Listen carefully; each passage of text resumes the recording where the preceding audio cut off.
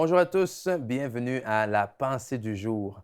Hum, Aujourd'hui, dans le monde dans lequel nous vivons, dans la société dans laquelle nous vivons, nous pouvons dire que nous sommes, oui, bénis avec toutes les avancées technologiques. Hein. Et une de ces avancées technologiques, eh bien, c'est le GPS. Le GPS nous offre d'innombrables possibilités que la bonne vieille carte routière, et même des fois était un peu limitée. Hein, avec la carte dans la voiture, comparativement au GPS, c'est beaucoup plus pratique aujourd'hui. Euh, mais la réalité, c'est que même ce fameux GPS, des fois, est défectueux. Pour ma part, à plusieurs reprises, mon GPS m'a emmené à la mauvaise destination ou m'a demandé de faire un demi-tour ou de tourner où il n'y avait pas de rue, de faire un demi-tour là où c'était interdit et que si j'avais écouté mon GPS, j'aurais probablement, très fort probablement, causé un accident. Mais la bonne nouvelle, c'est que nous également avons un GPS en tant qu'enfants de Dieu et ce GPS, c'est le Saint-Esprit.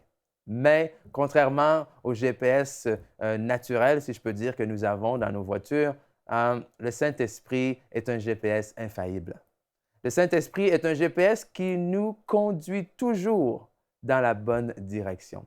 Amen. La Bible nous dit en Galates au chapitre 5 au verset 16, « Je dis donc, marchez selon l'Esprit et vous n'accomplirez pas les désirs de la chair. » Amen. Marchez selon l'Esprit et vous n'accomplirez pas les désirs de la chair. Et un verset plus loin, au verset 17, il nous dit, « Car la chair a des désirs contraires à ceux de l'Esprit et l'Esprit en a de contraires à ceux de la chair.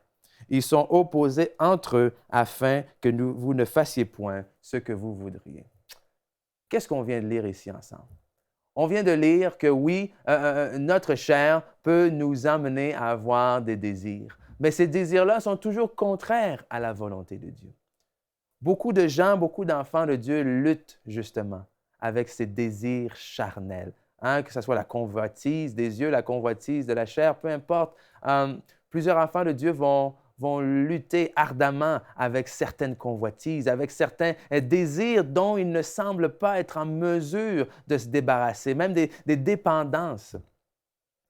Mais la solution est celle-ci. Ajustez votre GPS.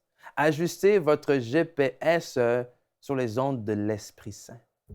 Parce que l'Esprit Saint vous amènera toujours dans la bonne direction. Marchez selon l'Esprit et vous n'accomplirez pas les désirs de la chair. Cela signifie quoi? On ne vient pas de lire ici que la Bible nous exhorte à nous battre ardemment contre ces désirs, à résister fort contre ces désirs, à rester chez nous et nous dire « Non, il faut que j'arrête de penser à ça, il faut que j'arrête de faire ci, il faut que j'arrête de faire ça. » Non. La Bible nous dit « Suis l'Esprit. » Et en suivant l'Esprit, ces désirs vont rester de l'autre côté.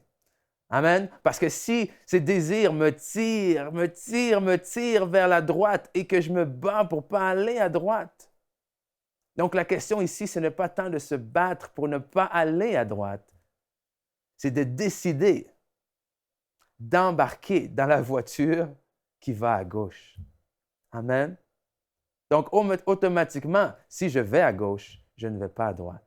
Donc si je marche selon l'Esprit, je n'accomplis pas les désirs de la chair. 2 Corinthiens 5, verset 7 nous dit « Car nous ne marchons pas par la vue, ou plutôt car nous marchons par la foi et non par la vue. » Amen. Et le Saint-Esprit va toujours nous emmener à marcher par la foi, va toujours nous amener dans le domaine de la foi, va toujours nous amener à marcher dans la volonté parfaite de Dieu.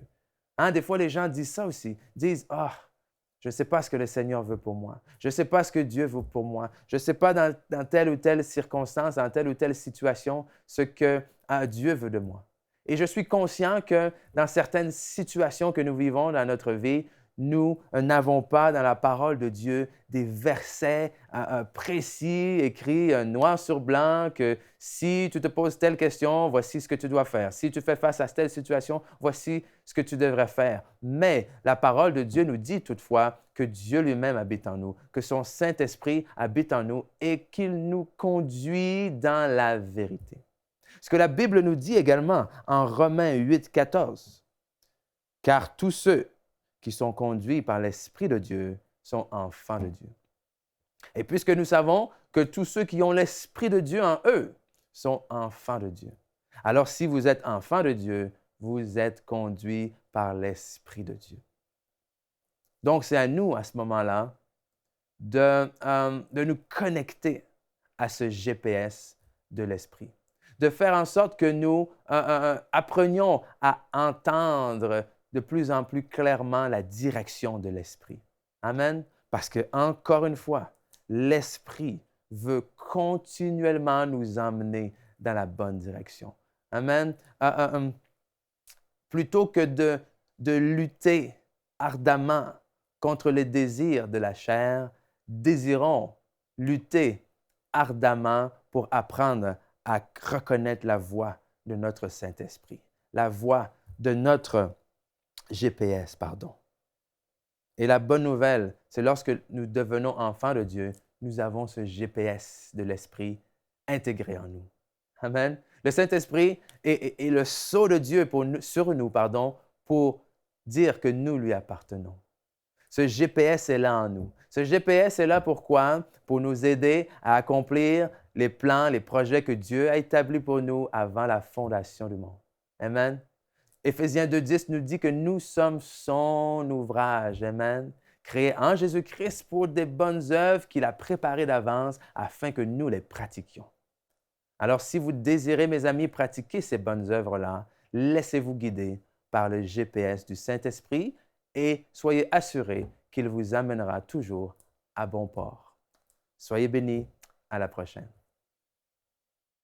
Pour aller plus en profondeur, vous pouvez lire et télécharger la version complète de cette pensée du jour sur le site enseigne-moi.com.